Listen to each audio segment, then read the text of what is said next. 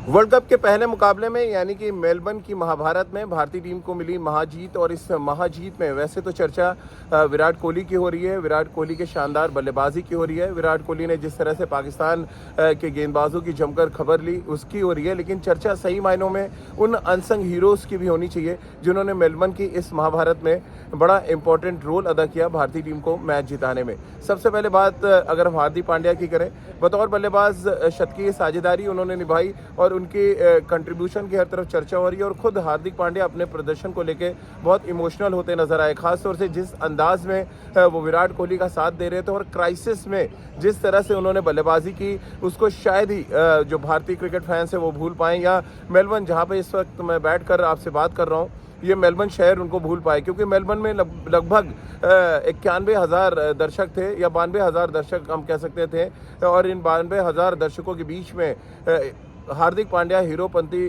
दिखाने से बिल्कुल नहीं चूके।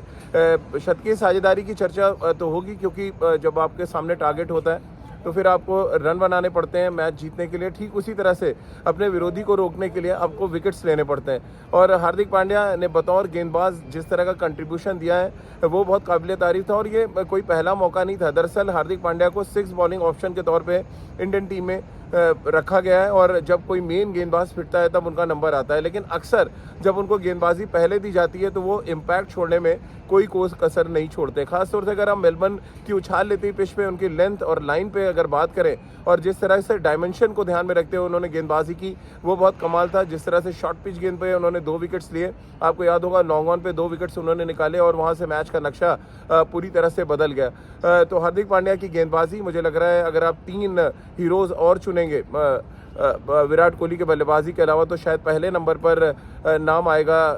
अगर हम हार्दिक पांड्या की गेंदबाजी की बात करें, शानदार तरीके से उन्होंने गेंदबाजी की और इस बात को तय किया कि पाकिस्तान जो छठे बॉलिंग ऑप्शन पर अटैक करने जा रहे थे अक्षर पटेल पे, जिस तरह से उन्होंने पहली ओवर में अटैक किया उसका एक तरह से कवच बनकर सामने आया और उन्होंने जो कोटा था 5वें गेंदबाज का वो उन्होंने पूरा किया, रन भी कम दिया और 3 इंपॉर्टेंट विकेट भी निकाले। तो हार्दिक पांड्या निश्चित रूप से एक अनसंग हीरो रहे इस पूरे मैच में। शानदार उन्होंने गेंदबाजी की और उनकी गेंदबाजी की वजह से पाकिस्तान का जो मिडिल ऑर्डर था वो बहुत तेज़ी के साथ रन नहीं बना पाया। अब हम बात कर लेते हैं उस गेंदबाज की जो ट्रोल किया गया था। आपको याद होगा एशिया कप में एक कैच छूटा और उनको बुरी तरह ट्रोल किया गया। एक ऐसा युवा गेंदबाज जिसमें आप बेहतर भविष्य देख सकते हैं और मेलबर्न शहर ने उस बेहतर गेंदबाज का सुनहरा भविष्य देख लिया है। यानी कि हम बात अर्शदीप सिंह की कर रहे हैं। अर्शदीप सिंह ने न सिर्फ बाबर और रिजवान को आउट किया बल्कि साथ ही उन्होंने इस बात के संकेत दिए कि ये पंजाब का तेज गेंदबाज बड़े मैच का बड़ा खिलाड़ी है। क्योंकि अगर आप बाबर और रिजवान को एक ही मैच में आउट कर देते हैं और खासतौर से बाबर आजम जैसे बड़े बल्लेबाज को पहले ओवर में आउट करते हैं तो ये दर्शाता है कि आपके हाथ में स्विंग भी है, आप दिमाग का भी इस्तेमाल करते हैं और आप ज़रूरत पड़ने पर पिच के हिसाब से वेरिएशन भी करते हैं। तो अर्शदीप सिंह ने वही कारनामा कर दिखाया, 3 इंपॉर्टेंट विकेट लिया। हालांकि अंतिम ओवर में उनको मार जरूर पड़ी, लेकिन जिस तरह का स्टार्ट उन्होंने दिया था वो शायद इस मैच का बहुत बड़ा टर्निंग पॉइंट था, जिसको विराट कोहली की कहते हैं ना, जब बरगद का पेड़ होता है तो उसके नीचे छोटे छोटे पौधे पनप तो सकते हैं लेकिन उनकी चमक आप नहीं देख सकते। लेकिन आज उस चमक के बारे में हम ज़रूर यहाँ पे बात कर रहे हैं। विराट कोहली निसंदेह बहुत बड़े मैच विनर है और मेलबर्न शहर की बात कर ले या मेलबर्न से जो कनेक्शन है उसकी बात हम कर ले तो उसमें उनका कोई सानी नहीं। लेकिन अर्शदीप सिंह की गेंदबाजी हो, हार्दिक पांड्या की गेंदबाजी हो, ये बड़ा इंपॉर्टेंट था कि ये दोनों अच्छी गेंदबाजी करें और भारतीय टीम को ब्रेक थ्रू दिलाएं।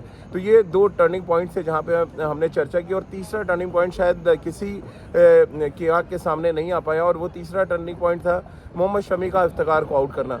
क्योंकि शान मसूद और इफ्तिकार जिस तरह की बल्लेबाजी कर रहे थे, जिस स्ट्राइक रेट के साथ बल्लेबाजी कर रहे थे, ऐसा लग रहा था पाकिस्तान 175-180 बना सकता है और अगर ये स्कोर होता तो शायद भारतीय टीम के लिए मुसीबतें बहुत ज़्यादा बढ़ जाती। लेकिन जिस तरह से दूसरे स्पेल में शमी आए अपनी रिवर्स स्विंग पे उन्होंने इफ्तिकार को आउट किया, मैच वहाँ से पूरी तरह से पाकिस्तान के हाथ से निकल गया। क्योंकि पाकिस्तान बहुत हैविली डिपेंडेंट था उस साझेदारी पे। शान मसूद और इफ्तिकार किस तरह की बैटिंग करते हैं उस पर बहुत हद तक निर्भर कर रहा था। लेकिन जैसे ही इफ्तिकार वो तेज़ रिवर्स होती गेंद आई और जो सीम पोजीशन मोहम्मद शमी की रहती है कमाल की रहती है, शायद उनसे बेहतर सीम पोजीशन वर्ल्ड क्रिकेट में कोई भी तेज़ गेंदबाज के पास नहीं है। वो नेचुरली गेंद को सही लेंथ पे हिट करते हैं और हमेशा कहते हैं जब आपको थोड़ा सा दरकिनार किया जाए तो आपके अंदर वो एक भूख सी दिखती है। 4 ओवर में 21 रन देना, 1 विकेट लेना अपने आप में दर्शाता है कि T20 फॉर्मेट में वापसी करने के लिए कितना बेकरार थे शमी, और अपने पुराने प्रदर्शन को लेकर भी वो चाहते थे कि फिर से वो अपनी छवि और छाप को छोड़े।